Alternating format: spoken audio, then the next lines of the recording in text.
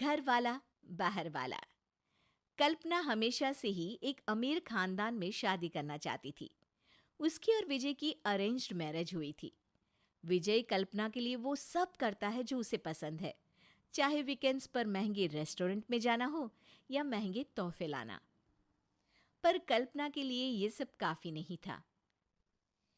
विजय, हम जब आखिरी बार वो मॉल गए थे और हमने वो वाज देखा था, वो हमारे कमरे में कितना अच्छा लगेगा ना। हम वो ले क्या? अरे पर हमारे कमरे में पहले से ही इतने वाज और सजावट के सामान है। हम इतने महंगे महंगे सामान का करेगी क्या? वाह! अरे हर बात में लॉजिक। कभी मेरी इच्छाओं का भी ध्यान रखा किया करो। वो मेरी सहेली शीना है ना, इतने शान से रहती है। महंगे कपड़े, बड़ा घर, बाहर घूमना, क्या बढ़िया जिंदगी है उसकी। और यहाँ हम हर हफ्ते का हिसाब ही करते रहते हैं। शादी के पहले क्या क्या सपने देखे थे। शाम को कल्पना सब्जी खरीदने जाती है। भैया, मशरूम थोड़े महंगे हैं आपके। अरे कोई बात नहीं ना, आप आलू ले लो। आप कहें तो मैं आपको मशरूम दिलवा सकता हूँ। पिछले 3-4 बार से मैंने देखा कि आप मशरूम या कोई एक्सोटिक सब्जी का भाव सुन के खरीदती नहीं है। अरे नहीं, वो तो मैं ऐसे ही रेट पूछने के लिए, ताकि पता रहे, हाँ, अपडेट रह पाऊँ। ओह ऐसा। अ, आपको कहीं जाना है? मैं ड्रॉप कर दूँ क्या? अरे, नाम का भी पता नहीं, ऐसे कैसे बैठ जाऊँ आपके साथ? नाम संकेत। और पता जब घर आना तो पूछ लेना। ठीक है, ड्रॉप कर ही दो। कल्पना संकेत की कार में बैठ जाती है। वैसे आप रहती कहाँ हैं? बातों बातों में कल्पना संकेत को सब बता देती है। ओह, तो आपके पति जॉब करते हैं? हाँ, कहने को तो फुल टाइम जॉब करते हैं, पर पैसा पार्ट टाइम कभी नहीं आता। मेरी तो लाइफ ही खराब हो गई उनके साथ शादी करके। कल्पना की रोती शक्ल देखकर संकेत को बुरा लगता है। अगर आपको कोई भी परेशानी है तो आप ये मेरा नंबर ले लीजिए, मैं पास ही में रहता हूँ। अगले दिन फिर कल्पना जानबूझकर संकेत से टकरा जाती है। धीरे धीरे दोनों रोज उसी समय मिलने लगते हैं।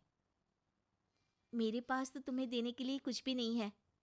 तुमने मेरे लिए इतना कुछ किया है, मैं बदले में तुम्हें क्या दूं? मुझे तुमसे कुछ नहीं चाहिए कल्पना, बस तुम खुश रहो। दोनों अक्सर बाहर घूमने जाते हैं, महंगे रेस्टोरेंट्स में खाना खाते हैं और कल्पना ढेर सारी शॉपिंग करती है। आजकल घर लौटने में तुम्हें बहुत देरी हो जाती है। हाँ, मेरी कुकिंग क्लास थोड़ी ज्यादा देर चल रही होती है आजकल। पर तुम्हें उससे क्या? तुम्हारा तो ध्यान ही नहीं है मुझ पर। तुम तो बस अपने ऑफिस के कामों में ही बिजी रहो। कल्पना संकेत से इसी तरह रोज ये कहकर मिलती है कि विजय उसे घर से बाहर निकलने की इजाजत नहीं देता। संकेत के दिल में भी कल्पना के लिए सिंपैथी आ जाती है। अब कल्पना को यूं बाहर जाना, महंगे रेस्टोरेंट्स में खाना घूमना पसंद आ गया है। अब उसके पांव घर में टिकते ही नहीं। वो बस अपना फोन लेकर या तो फेसबुक पर चैटिंग करती रहती या बाहर घूमने निकल जाती। कल्पना क्या हुआ है, आजकल बहुत ही बिजी शेड्यूल हो गया है तुम्हारा। मेरा मतलब है, तुम्हें 2 मिनट बैठकर मुझसे बात करने तक का वक्त नहीं मिलता क्या? अब मेरी एक सहेली का फोन है, चलती हूँ मैं। कल्पना फोन लेकर कमरे में चली जाती है। हाँ सोमेश, कॉलेज की बात तो तुम भूल ही गए कि हम कितना साथ घुमा करते थे। शादी की बात तो मेरा जीवन ही बर्बाद हो गया है। विजय को मेरा किसी से फोन पर बात करना भी पसंद नहीं है। मैं तो बिल्कुल अकेली हो गई हूँ। अरे अरे प्लीज, तुम रो मत कल्पना। आज मिलते हैं ना, तुम दिल खोलकर मुझसे सब शेयर कर सकती हो। आंसू तो हम लड़कियों का सबसे अच्छा गहना होता है। इन्हें प्यास काटने में क्यों बर्बाद करूं भला। कभी तो खुद के भले के लिए इस्तेमाल कर ही सकती हूँ मैं। कल्पना और सोमेश एक बड़े से मॉल में जाते हैं, कल्पना मॉल में आकर बहुत खुश हो जाती है। तभी अचानक उसे वहां संकेत दिखता है। जैसे तैसे अपना मुंह छुपाकर वहां से बाहर निकलने लगती है। उतने में विजय से जाकर टकरा जाती है। विजय, तुम यहाँ? हाँ, मैं? क्यों, मैं नहीं आ सकता यहाँ तुम्हारे साथ मॉल में? तुम अगर मुझे बता देते कि तुम और सोमेश यहाँ आ रहे हो तो मैं भी तुम्हें ज्वाइन कर लेता। कल्पना की नजरें शर्म से झुक जाती हैं। अब पर तुम्हें कैसे पता कि मैं यहाँ हूँ? तुम लैपटॉप से फेसबुक लॉग आउट करना तो भूल ही गई थी। तभी पीछे से संकेत आ जाता है। हे कल्पना, क्या कर रही हो यहाँ पर? अरे मैंने पीछे बिल्कुल तुम्हारे जैसा ही कोई देखा, फिर सोचा तुम्हारा खड़ूस पति तुमको ऐसे थोड़ी ना घूमने देगा। अच्छा, मैं तुम्हें घूमने नहीं देता? और ये कौन है? अरे हो क्या रहा है? कल्पना फूट फूट कर रोने लगती है। मैं बहुत दुखी रहने लगी थी, मेरी जिंदगी बर्बाद हो गई थी। कोई मुझे देवदासी कहता था। मैं इतनी दुखी थी कि अल्ताफ राजा की शायरी मुझे अपनी जिंदगी का किस्सा लगता था। तो मैंने बाहर भी लोगों से दोस्ती की, पर दुख तो दुख है, जैसे मिठाई पे मक्खी लगी रहती है, मेरे ऊपर दुख। बस करो, ये रोना धोना नहीं चलेगा अब तुम्हारा।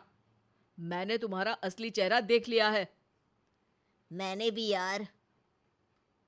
और मैंने भी, पहली बार में ही। ओहो! मेरी तो जिंदगी बर्बाद हो गई। रहने दो तुम, रोना तो मुझे चाहिए कि मेरी जिंदगी में तुम आई। हाँ, रोना तो मुझे भी चाहिए कि तुम मेरी जिंदगी में आई। अरे रोना तो मुझे भी चाहिए कि तुम मेरी जिंदगी में। ए, पहले मेरी बीवी चोरी कर ली, अब मेरा डायलॉग भी चोरी कर रहे हो। निकलो यहाँ से, चलो निकलो। संकेत और सोमेश वहां से चले जाते हैं। विजय कल्पना से थोड़ा दूर जाकर बैठ जाता है। कल्पना का रोना जारी है। तभी वहां एक नया लड़का आता है। हाय कल्पना, कैसी हो तुम? अरे रो क्यों रही हो? तुम्हारे निकम्मे कंजूस पति ने फिर से कुछ दिलवाने का मना तो नहीं कर दिया? अब ये कौन है? ऐसे और लोग हैं, ये तीसरा है, 7 है टोटल। मुझे जोड़ के? तुम्हारे साथ तो 8 है। अब साथ के साथ ही रहो, मुझे भूल जाना तुम। भाई साहब, आप कौन? इसका निकम्मा और कंजूस पति, जिसको तू याद कर रहा था। जा, शॉपिंग करा दे इसकी।